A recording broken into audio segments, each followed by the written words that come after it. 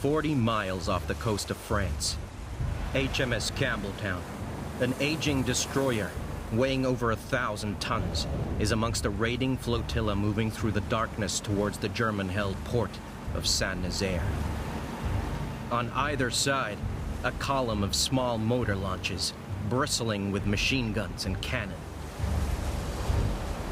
Crammed below decks, 269 elite British Army commandos steel themselves for what lies ahead. They know the next few hours have the potential to decide the course of the entire war. 2.5 years into World War II, Nazi Germany dominates Europe. A desperate campaign rages in the North Atlantic, where British survival depends on convoys bringing supplies from its new ally, America. Now, Germany threatens to unleash a weapon that could wreak havoc along those vital convoy routes. The Tirpitz is the most powerful battleship in the German Navy, more deadly even than her famed sister ship, the Bismarck. But her huge size poses a dilemma for the German Navy, one that only St Nazaire can solve. The reason that the dock at St Nazaire was so important was because it was the only dry dock in Western Europe that could handle a ship the size of the Tirpitz. It was the only place that the Tirpitz could get repaired. If they couldn't repair the Tirpitz, then they couldn't risk sending it out into battle. Destroying the dry dock destroyed the battleship, even if they never touched the actual battleship itself. Bombers aren't accurate enough to destroy the dock from the air. The French resistance can't move enough explosives into such a well-guarded port. Only a commando raid by sea can succeed.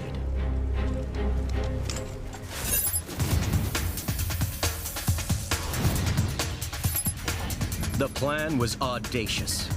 A British raiding force must sneak 18 boats and a destroyer 5 miles up the Loire estuary under the noses of German defenses, who are manning searchlights and ready to unleash a battery of coastal guns, powerful enough to sink their ships with a single hit. They will set a delayed action fuse on board the destroyer, timed to detonate 8 hours after it is rammed into the dry dock. If the ships make it through the deadly guns, then assault teams must storm the docks and plant explosives before 5,000 highly trained enemy can react. They are armed with a massive arsenal of weapons from 20 and 40 millimeter cannons to machine guns. Then, while the explosive teams complete their objectives, the remaining commandos must keep open their only means of escape, a jetty where the motor launches will be waiting to take them home. But holding off 5,000 heavily armed Germans and making it past the guns alive won't be easy. Once they exit the Loire, they hope the timer will detonate the bomb on board the destroyer and blow the dry dock gate to smithereens. There were a lot of stages to the raid. It was a very complicated plan. Everything had to happen in a certain sequence, and it had to happen precisely for the operation to succeed. It was going to be extremely difficult to pull off. There's an old military saying, no plan survives first contact with the enemy. This means the best plans are simple and flexible. But this was fiendishly complex, involving 29 teams attacking 17 targets. It meant that if something went wrong, it was going to be very difficult for the commandos to recover and improvise their way out of trouble. The cornerstone of the operation is HMS Campbelltown. To blow the dock gate, 4.5 tons of high explosives have been packed into her hull with an 8-hour time delay fuse. Her 4-inch guns have been replaced by a 12-pounder gun and 8 Oerlikon 20mm cannon, firing 450 rounds per minute. Extra armor has been welded to her sides and wheelhouse to protect her crew from the heavy fire she'll come under from enemy shore defenses. Finally, the raiders disguise the ship, hoping to bluff their way as close to the target as possible. They cut down 2 of her funnels to make her look like a German destroyer, and will fly a German naval flag from her mast.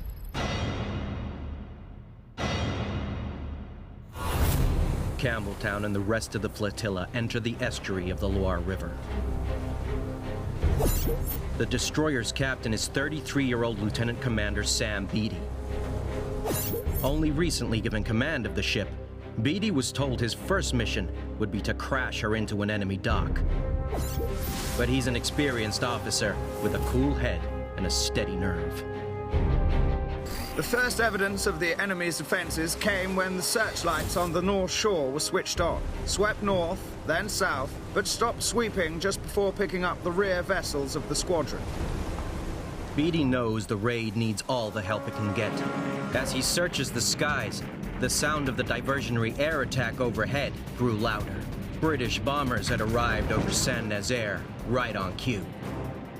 The RAF bombing at the beginning was intended both to distract the Germans from what was coming from the sea and also, hopefully, do enough damage to the German defenders that they would be trying to recover from that and not paying attention to what was coming at them from the ocean. But the result is not what the raiders had hoped. The Commandos had requested a large-scale bombing raid with 350 aircraft, but only gets 62 because the Air Force refuses to divert aircraft from its main bombing campaign. To make matters worse, thick cloud obscures the port. The RAF won't risk killing large numbers of French civilians, and few bombs are dropped. Instead, the bombers circle overhead, hoping this will prove enough of a diversion. But their unusual behavior only raises German suspicions.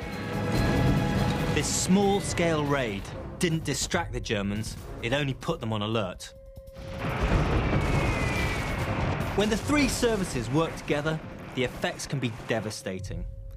But in this instance, inter-service rivalry and poor communication seriously jeopardized the success of this mission.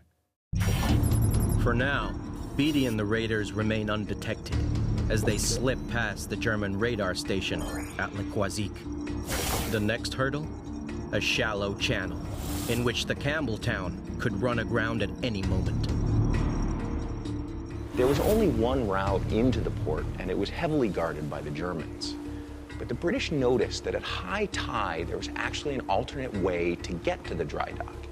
If you took very light ships, or specially lightened ships, you could sail them over the sand flats and come right up onto the dry dock from a different angle. The Campbelltown was stripped of all items not essential to the raid, such as torpedo tubes to make her lighter. She drew just 11 feet of water, but even with a high spring tide, there would be only inches to spare. There's a sudden, awful juddering aboard Campbelltown as she hits the sandbank. Below decks, Lieutenant Karen Purdon, a volunteer from the Royal Ulster Rifles. Only 20, he's already a veteran of an earlier commando raid on Norway. He'll lead one of the demolition teams tasked with destroying vital dockyard targets. We felt her dragging herself, propellers thrashing through the mud, and were greatly relieved when she was floating freely once more. Lieutenant Stuart Chen, rugby player and former stock exchange runner, is leading another demolition team. He's on deck when Campbelltown grounds for a second time. A few seconds later at 0:55 hours, we slowed again as our propeller screws somehow drove us across yet another sandbar. It's a heart-stopping moment. If the destroyer becomes grounded, she'll be at the mercy of the German guns as soon as the sun rises. The defenses around St Nazaire were formidable, in theory, impregnable. 28 guns, from 75mm cannon to massive 240mm railway guns, protected the entrance to the estuary. 43 more guns protected the approach to St Nazaire, mostly 20mm and 40mm cannon, used for both coastal and anti-aircraft defense. There were searchlights along both banks of the river. In the port itself, yet more guns. Close defense units guarded the port. They could quickly summon hundreds of reinforcements from nearby garrisons. Purdon, Chant, and the rest of the commandos are sailing into the jaws of death. They know that many of them won't be coming back. The head of the Commandos has already told them as much. I want you to be quite clear, this is not just an ordinary raid. It is an important operation of the war. It is a very hazardous operation. I am quite confident you'll get in and do the job all right. But I don't expect any of you to get out again. The guys were told it was pretty much a one-way ticket. But the camaraderie was such that they didn't care. As long as they were together, they'd go into any situation. This is the kind of dedication you get from a tight-knit and elite unit like the Commandos. On HMS Campbelltown's foredeck, Major Copeland is second in command. A World War I veteran, and at 44, the oldest commando on the raid. Now he scans the hostile shore, looking for signs of enemy activity. On we sailed in that hushed river. No sound save the steady beat of our engines and our own murmured conversation. The flotilla is just 2 miles from its target. Suddenly, more searchlights blaze into life. They soon pick up the Campbelltown and the motor launches. But the Germans hesitate. The Campbelltown's flying a German flag. She might be one of their own. Remember that the British had cut the Campbelltown down to look like a German destroyer. And so at first, when the Germans spotted this unknown ship coming in, they thought it might be a German destroyer coming back from the Atlantic. Beatty has one more trick up his sleeve. When the Germans signal a challenge and fire warning shots, he replies using a German call sign, signaling that they're firing on a friendly ship.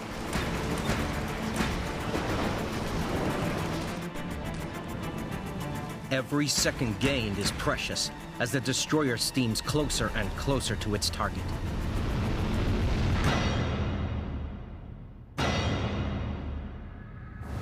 For a few crucial minutes, the bluff works. But when the ship refuses to stop, the Germans realize they've been tricked, and all hell breaks loose. As a deluge of fire is unleashed from all sides, the mission is compromised, and they haven't even reached their target. As German bullets and shells rain in on the British raiding force approaching St Nazaire, Beatty orders the German flag to be taken down and the white ensign raised. Then, the whole flotilla opens up.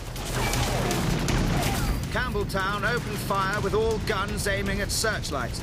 These usually went out when fired at, waited a short time, and came on again. World War I veteran Major Bill Copeland has never seen anything like it. It seemed as though every gun on Earth had opened fire on us. In immediate reply, our Oerlikon guns aft opened up with their deadly crackle. Developed by a Swiss company, the Oerlikon cannon was widely used by both the British and American navies as an anti-aircraft gun. Firing 20mm explosive shells at a rate of over 7 per second, it was brutally effective against light armored targets, but lacked the punch to take on enemy fortifications, soon to prove a serious handicap for the raiders. Commando machine gunners join in, firing 500 rounds a minute from Bren guns, the staple British infantry support weapon of World War II. This is the Bren gun, the British light machine gun. It's a really chunky, good piece of kit. The magazine has a distinctive shape. Comes off easy enough. It's solid and robust. Holds 30 rounds. Slots in quickly. The Bren gun can be fired either at the hip or in the shoulder. It can also be fired on the ground using the bipod to have a sustained rate of fire. If this weapon has any vice whatsoever, it's almost that it's too accurate. When you're firing, the grouping is almost too tight. What you want with a support weapon is a slightly wider grouping to keep the enemy's heads down. The new modern-day general-purpose machine guns are actually designed to be less accurate than this World War II weapon. Even with the Bren's famed stopping power, it's a one-sided firefight. British ships lit up by searchlight beams are easy targets. Casualties quickly start to mount. Peeking over Campbelltown's armored screen, Lieutenant Chant can see the small motor launches are being riddled with shells.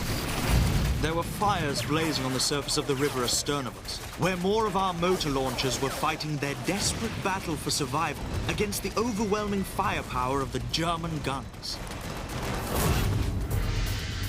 15 Fairmile B motor launches carry the bulk of the commandos in and will be their means of escape. They are wooden boats, 112 feet long, with two 600 horsepower engines producing top speeds of 20 knots.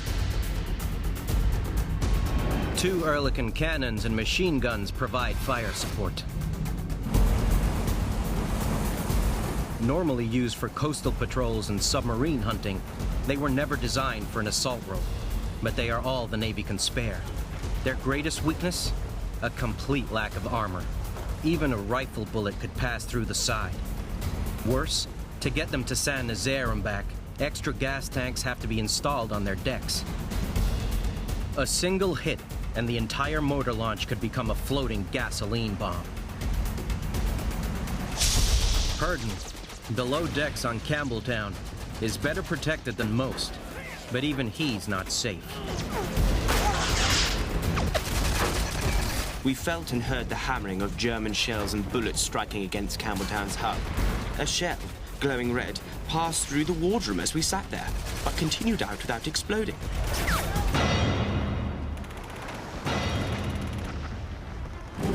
In the wheelhouse, Beatty calls for full speed. He's searching through the darkness and gunfire for a landmark to guide him in. He thinks he's found it, but it's the wrong one. The glare of the searchlights made identification somewhat difficult. A lighthouse could be seen, and it was at first thought that this was the old mole. The alarm bells were rung to warn for ramming. However, it was seen that the Campbelltown was approaching the Avant port, and the wheel was put hard a starboard and course altered. The armored wheelhouse is taking heavy hits from all sides. Helmsman Chief Petty Officer Wellstead is hit and killed.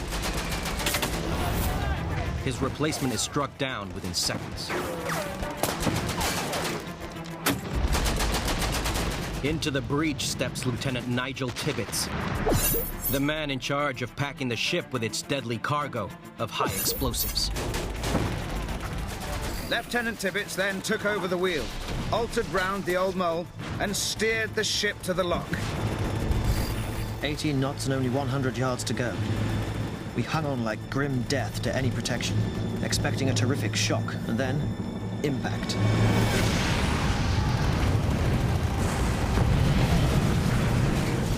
She was brought suddenly, judderingly to a stop. Her bows jammed into and over the gate. Thanks to a remarkable piece of seamanship, Campbelltown successfully completes the first stage of the raid. Lieutenant Commander Beatty's only remark, "Well, there we are, 4 minutes late." The Royal Navy have done their job. Now the Commandos must do theirs. The Commandos are an elite force formed for just such an operation. They are the brainchild of Prime Minister Winston Churchill, created to hit back at Hitler by launching lightning strikes against Fortress Europe. Churchill, who always had a great turn of phrase, called them butcher and bolt operations. We're going to butcher some Germans, and then we're going to bolt away. Every commando had volunteered from a regular unit for special service and survived a rigorous selection process. Stuart Chant, who plays for the famous London Wasps rugby club, makes the grade. Every man had to be able to swim. Since the units had no transport, they had to march long distances non-stop. The standard set for all ranks was 60 miles in 24 hours, almost twice the speed of the standard infantryman. We were also initiated into the skills of handling explosives, demolition, and unarmed combat. 2 former policemen from Shanghai, William Fairbairn and Eric Sykes, trained the commandos in hand-to-hand combat. They also design a new knife for them, based on their experience of street fighting.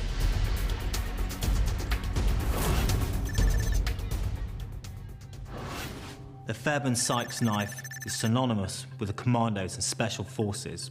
In fact, this knife is still the insignia on the Commandos badge to this day.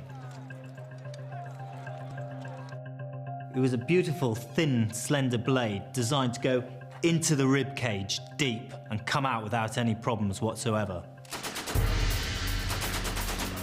For weeks, the Commandos trained relentlessly for street fighting at night, while demolition teams practiced by laying charges over and over again. By late March, the Commandos were brimming with confidence. I think we could all have found our way blindfolded to our winding house and laid our demolition charges likewise. We had trained hard. We knew our jobs and we felt equal to any demand. For the raid, the Commandos are divided into two types of team. Demolition teams, like those led by Chant and Purdon, will blow up dockyard facilities. They carry rucksacks with up to 90 pounds of explosives per man. This heavy load meant the only weapon they carried was a Colt .45 pistol. The Colt Browning Automatic, a US icon. It fires a 45-round slug and one of the only weapons to be used through both world wars. This pistol is a great close-quarter weapon. It's light, it's reliable. That's why it's been in service for over 70 years. The remaining Commandos are split into assault teams to take out enemy positions and protect the demolition squads as they work. They're heavily armed with automatic weapons, including Bren guns and the American .45 caliber Thompson machine gun. This is the M1 Thompson submachine gun. It's an American gun. You probably recognize it more from the Prohibition days than the big gangster Hollywood movies. In those movies, though, you would have seen had a big drum magazine. These magazines held 50 to 100 rounds. The problem with a drum magazine is that the rounds kept jamming within the rifle itself. That can't happen on a battlefield. So they changed it to one of these, a vertical magazine, which holds about 30 rounds.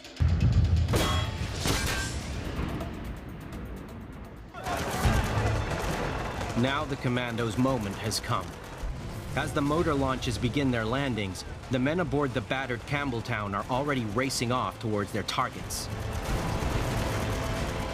Campbelltown's 70 or so Commandos are divided into 9 teams.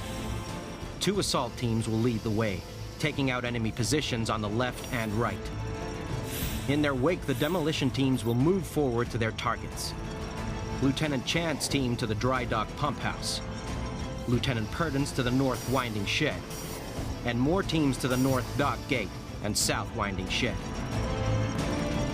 When all their targets are destroyed, they will withdraw to the extraction point. The British had 3 major objectives.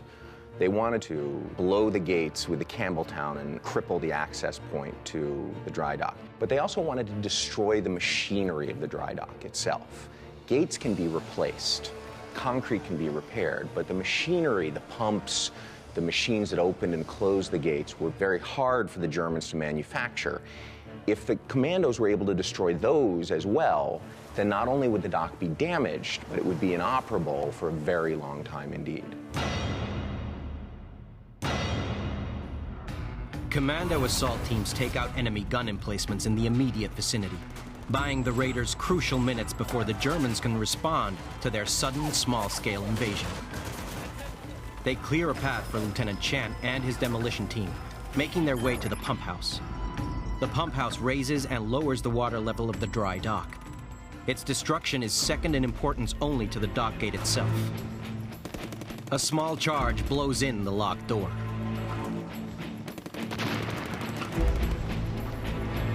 Chant has been wounded in the leg during the run-in and has to painfully and carefully make his way down several flights of steps to the basement.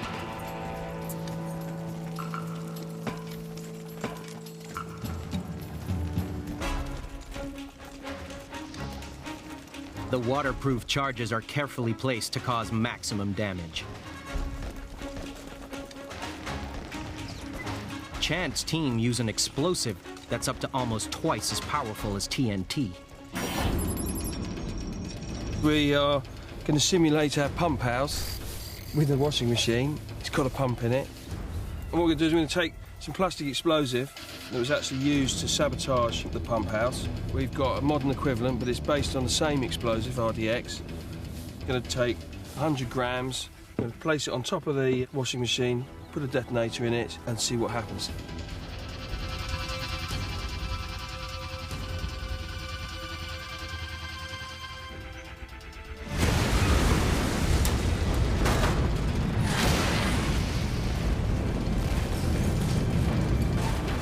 Charge was here, and it's basically punched straight down through the washing machine and completely wrecked it.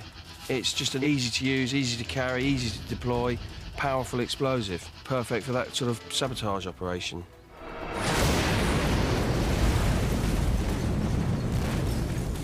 To destroy the St Nazaire pump house, the commandos will lay nearly 700 times more explosive.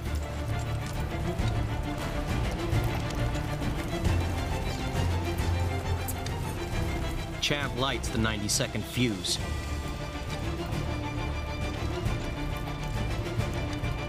The wounded officer, helped by one of his sergeants, hobbles up a maze of staircases in near total darkness, reaching safety with seconds to spare. 150 pounds of explosive tears through the building, reducing the pumps that empty the water from the dry dock to useless junk. As Chant's team blows the pump house, other demolition teams are laying charges at their targets, while Lieutenant Commander Beatty and his crew stand by for evacuation from the stranded Campbelltown. Lieutenant Purdon's team has furthest to go, making its way towards its objective, the North Winding Shed.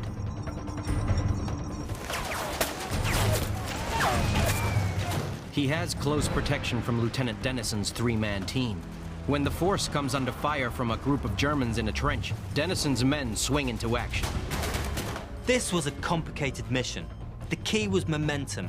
Without it, they wouldn't be able to disorientate a well-prepared enemy. When the commandos encounter the German positions, it's crucial they keep their plan simple, so it can be executed rapidly. Dennison keeps the Germans pinned down as two commandos get close enough to throw grenades, killing everyone in the trench. With Dennison's team ensuring safe passage, Purdon continues to his objective, the North Winding Shed, which houses the machinery that opens and closes the dry dock's northern gate. Taking it out will be another crippling blow against the dock. We came to our winding house and found it had a heavy metal door. I tried unsuccessfully to shoot the lock in. Then Rong Chung burst it open with a sledgehammer.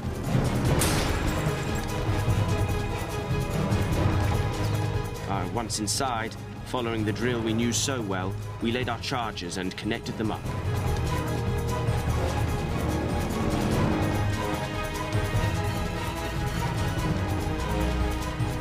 When all the explosives are connected, Purdon's demolition team withdraws to a safe distance and blows the charge.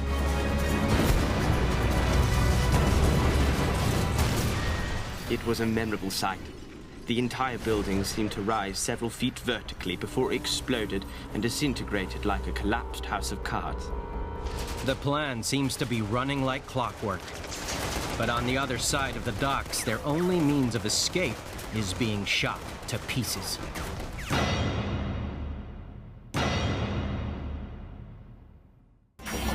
The raiders have achieved their primary objectives.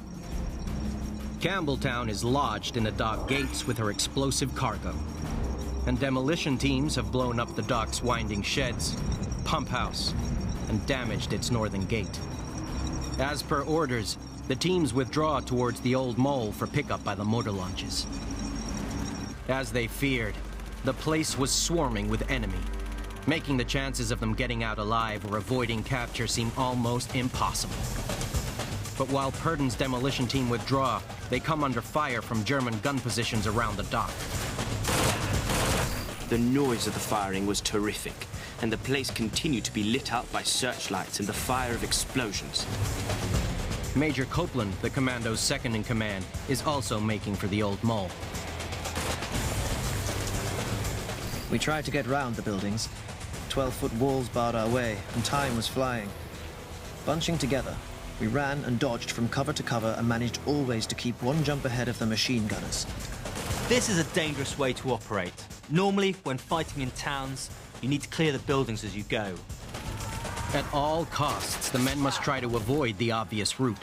The commandos have to move from house to house using roofs and back gardens, even blowing holes through adjoining walls. But the obvious route is their only way out. And their extraction depends on the heavily armed commando teams holding the old mole until the raiding party can board the mortar launches and make their escape.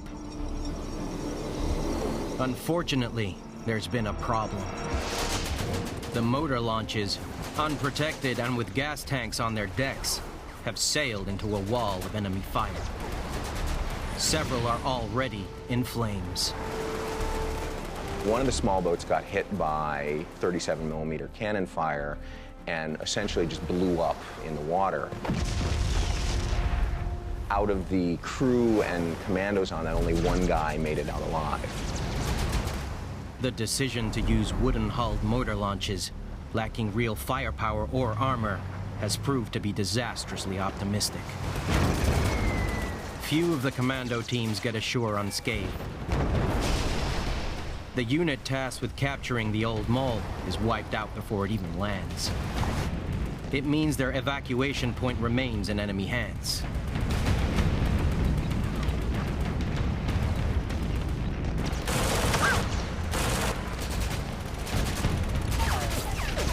Of the 6 boats scheduled to land at the old mole, only one had briefly made it before being hit by a barrage of grenades and close-range fire. The raiders are stranded. Major Bill Copeland is in charge of the evacuation phase, but quickly realizes there's nothing left to take command of. My beautiful picture of 14 empty motor launches was but a dream. They were mostly sunk or burned out, whilst in the night behind them blazed a sea of burning petrol. Heavy pillars of smoke and orange bursts of explosions denoted that there were indeed no ships to take us home to England. I don't think many of us were too surprised. From the very beginning of the planning, it was clear to everybody that the escape route was going to be very difficult and very unlikely to succeed.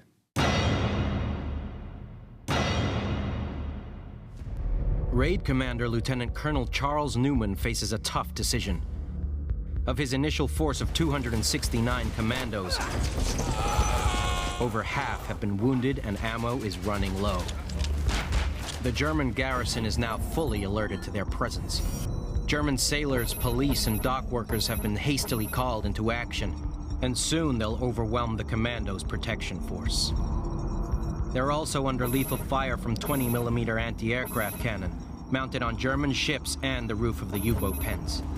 Newman summons his second-in-command, Major Copeland, to help him hastily improvise a new escape plan. We had a quick consultation, deciding to push through the town in order to make the country beyond. Split into small groups and head for Spain. I assembled all officers, to whom Charles explained the situation. Chant, Purdon, and the rest of the officers listen in silence. The plan means fighting their way through a town teeming with German reinforcements before crossing nearly 400 miles of enemy territory to reach neutral Spain. For the commandos, it was just another day in the office. This is what they've trained for. It was a long shot, but they are in no mood to give up. We formed up and, led by our assault and protection parties, moved forward at the double.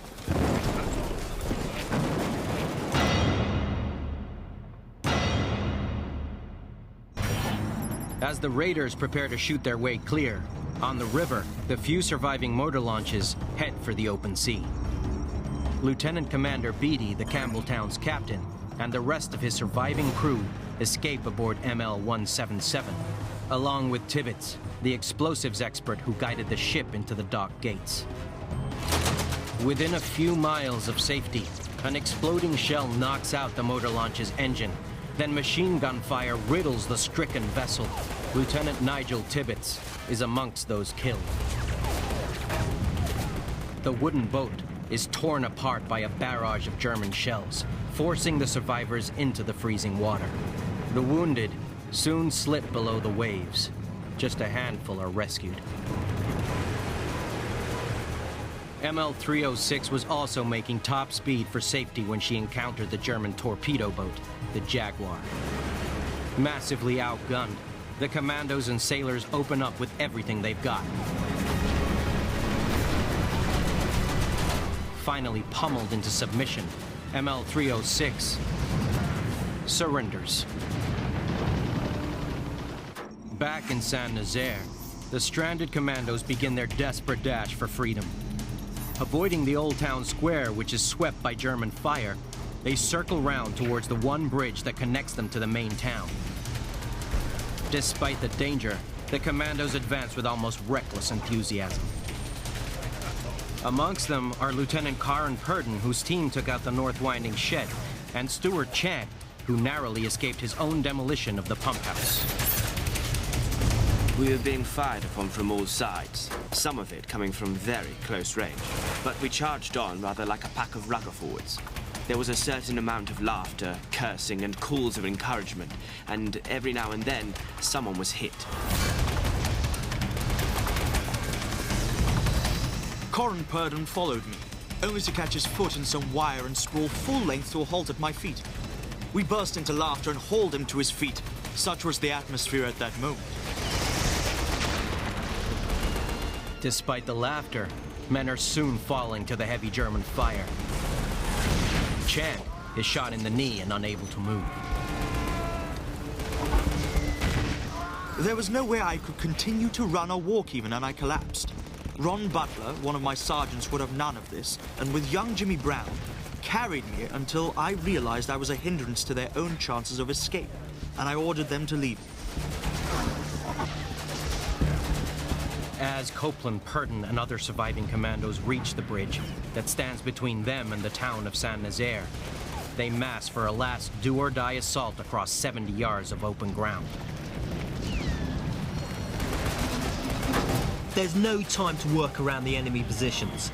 Their only chance is a headlong charge through the German defenders on the bridge and past the pillbox at the far end. Firing from the hip isn't going to be found in any tactical aid memoir, but needs must. This needs to be fast and punchy. A hail of enemy fire erupted as we crossed the bridge, projectiles slamming into its girders, bullets whining and ricocheting off them and from the cobbles. Enemy machine guns fire high. Within seconds, the commandos are across. Major Copeland stops to empty his pistol into the slit of a pillbox before the raiders disappear into the streets of St Nazaire. We split into smaller parties, and I was among a group with Colonel Newman and Major Copeland. Then we started what has been since called the St Nazaire obstacle race, clambering over backyard walls and into and out of houses. With dawn approaching and hundreds of Germans combing the streets, the commandos go to ground. They plan to wait out the daylight hours and make a break for it when darkness returns. But the net soon closes in. Major Copeland and 15 others are hiding in a cellar. I heard the noise of heavy footsteps above me, then a voice, then loud German shouting. I expected a hand grenade in our midst at any moment, but it was not to be. Instead, Germans, bristling with grenades and Tommy guns, appeared in the doorway.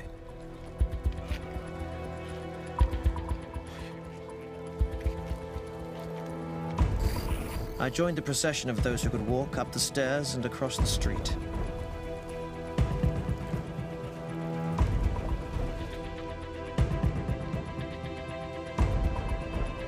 It's only a matter of time before each group is cornered and forced to surrender.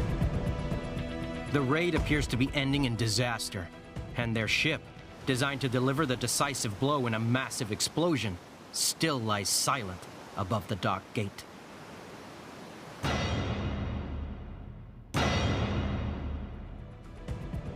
As the Germans continue their house-to-house clearance, Chant, shot through the knee and unable to move, is soon found. Walking towards us were 3 Germans in black uniforms and steel helmets. They were hostile and were armed with Schmeiser machine pistols. The Germans were very jumpy and reacted violently when they saw us, shouting and pointing their firearms.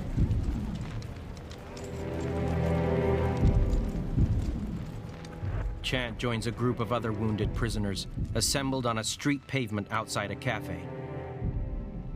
He's seen here with his wounded knee bandaged in one of many images recorded that morning by German news crews and photographers, eager to record what seems to have been a reckless and disastrous British raid.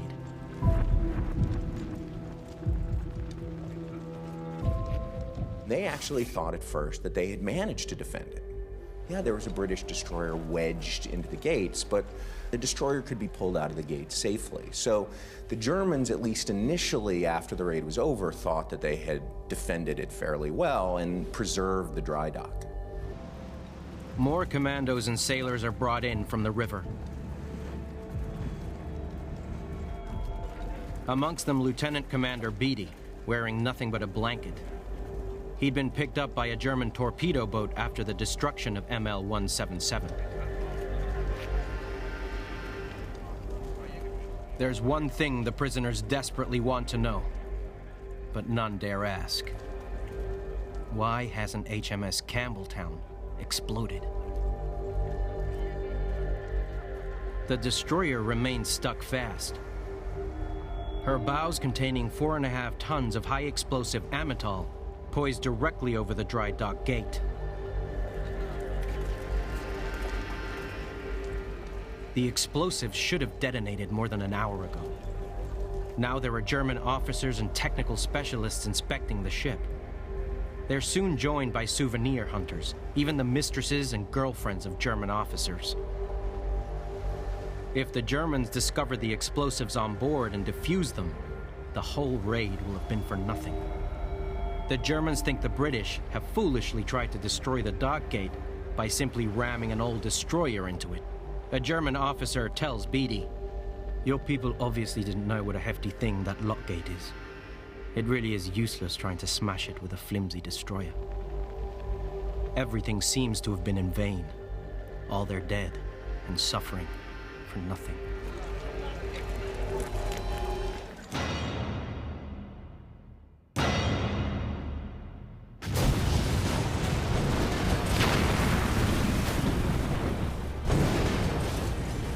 There was a huge roar and concussion as HMS Campbelltown blew up. And we all gave an enormous cheer. The whole town is shaken by the blast. There were about 100 Germans on board the destroyer when it blew up. The human remains were spread so widely that it took several days for the cleanup parties to find all of them and get rid of them. The 1,500-ton gate is torn from its seat. The river floods in, taking the remains of Campbelltown with it. The St Nazaire raid has achieved its goal, in the face of near impossible odds. Despite all the difficulties and despite all the things that went wrong, the raid was an overwhelming success. It crippled the dry dock so seriously that the Germans actually were never able to repair it during the war. The dry dock was actually not working again until 1947, over 5 years after the actual raid. The destruction wrought on the St Nazaire dry dock ensured the Tirpitz never did sail into the Atlantic. Instead, the mighty warship spent the war hiding in Norwegian fjords, where she was finally destroyed by RAF Lancasters in November 1944.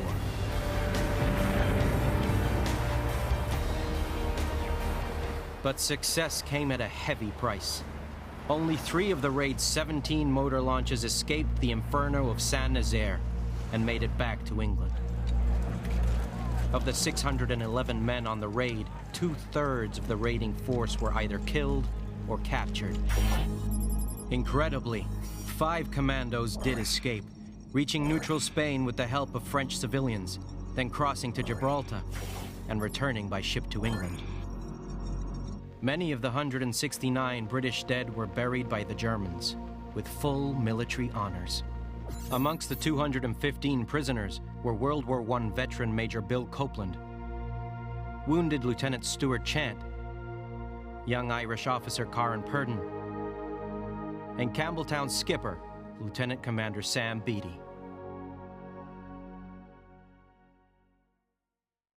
The raid on St Nazaire has been described as the greatest raid of all time, and there's some truth to that evaluation.